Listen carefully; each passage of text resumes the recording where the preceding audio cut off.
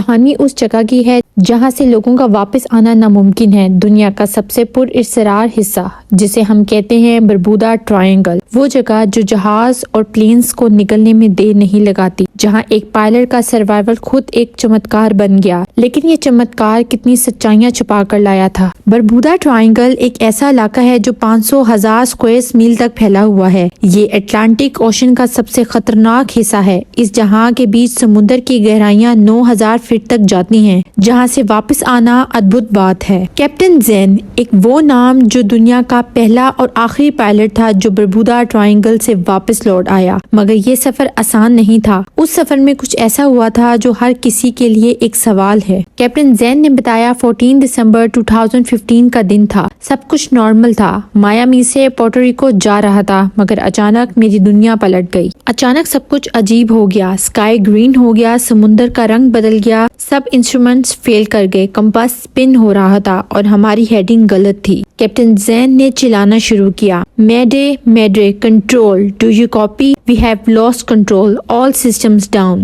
یہ سمندر اپنے اندر پرانے راز چھپائے ہوئے ہے۔ 19,000 فٹ سے بھی گہرا یہ سمندر میتھے گیس کے ایکسپلوژنز، میگنیٹک فیلڈز اور برف کے پگھلنے کی وجہ سے ڈینجرس ہوتا جا رہا ہے۔ بہت سے سائنٹسٹ کہتے ہیں کہ یہاں کے میگنیٹک فیلڈ ایسی ہیں جو پلینز اور شپ نیویگیشنل سسٹم کو ڈسٹریکٹ کرتا ہے، اور کچھ لوگ کہتے ہیں کہ یہ سمندر میں ٹائم کے ساتھ کچھ ایسی پاورز ہیں جو وقت اور جگہ کو توڑ دیتی ہیں۔ 1945 میں فلائٹ 19، 5 US نیوی بامبرز ایک روٹین مشن کے لیے نکلے اور کبھی واپس نہیں آئے۔ آخری ریڈیو ٹرانسمیشن میں صرف ایک ہی بات سنائی دی، وی آر لاسٹ۔ کچھ سال بعد SS میرینی سلفر کوئین، ایک میسو شپ، بھی اسی سمندر میں ڈوب گئی بنا کسی ٹریس کے۔ 39 لوگ اس شپ میں تھے، مگر کسی کو کبھی واپس نہیں دیکھا گیا۔ کیپٹن زین کہتے ہیں کہ مجھے لگتا تھا کہ سب کچھ ختم ہو گیا، ہم پلین کو کنٹرول نہیں کر پائے، سمندر کے اندر ہمارا پلین جا رہا تھا۔ مجھے یاد ہے کہ جب آنکھ کھلی میں ایک چھوٹے سے آئس لینڈ پر تھا، میرا پلین کہیں نہیں تھا اور نہ کوئی اثر تھا کہ میں ہوا میں تھا، سب کچھ ڈسپیئر ہو گیا تھا۔ برمودا ٹرائنگل کی مسٹری کو سمجھنا اتنا آسان نہیں۔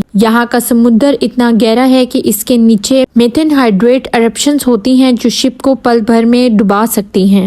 ڈاکٹر جم اسمتھ، میٹیورولوجسٹ، نے بتایا، اس علاقے میں ویدر بہت ریپڈلی چینج ہوتا ہے۔ اچانک سے طوفان آتے ہیں جو اتنے وائلنٹ ہوتے ہیں کہ بڑے سے بڑا شپ بھی ڈوب جاتا ہے۔ کئی پلینز کا ڈسپیئر انہی طوفانوں سے ریلیٹڈ ہے۔ پروفیسر مارٹن، ہسٹورین، کئی دفعہ رپورٹس ملی ہیں کہ پلینز یا شپس جب برمودا ٹرائنگل سے واپس آئیں تو ان کا وقت بدل چکا تھا۔ کچھ سائنٹسٹ کہتے ہیں کہ یہ ٹائم وارپ فینومینون ہو سکتا ہے، جہاں وقت اور جگہ کا رشتہ ڈسٹورٹ ہو جاتا ہے۔ کیپٹن زین کہتے ہیں کہ مجھے اب تک سمجھ نہیں آتا کہ ہم وہاں کیسے پہنچے۔ کیا وہ ایک اور ڈیمینشن تھی؟ کیا ہم وقت کے دائرے سے باہر چلے گئے تھے؟ میں نے وہاں جو کچھ دیکھا اور محسوس کیا وہ ایسا لگتا ہے جیسے ہم کسی اور جہاں میں چلے گئے تھے۔ کیپٹن زین کہتے ہیں کہ اس وقت جو کچھ انہوں نے دیکھا وہ صرف ایک الوژن نہیں تھا، یہ پرانی کہانیوں کا قصہ ہے جو یہ بتاتی ہے کہ برمودا ٹرائنگل میں وقت اور جگہ کا رشتہ بگڑ جاتا ہے۔ ڈاکٹر بلیک کہتے ہیں کہ اگر ہم کیپٹن زین کی کہانی کو مان لیں تو یہ بات سمجھ میں آتی ہے کہ برمودا ٹرائنگل میں کوئی فزیکل فینومینون ہو رہا ہے جو صرف ہماری سمجھ سے اب تک دور ہے۔ ڈاکٹر اسمتھ کا ماننا ہے کہ کچھ لوگ اسے ٹائم وارپ بولتے ہیں اور کچھ اسپیس کی ایکٹیویٹی،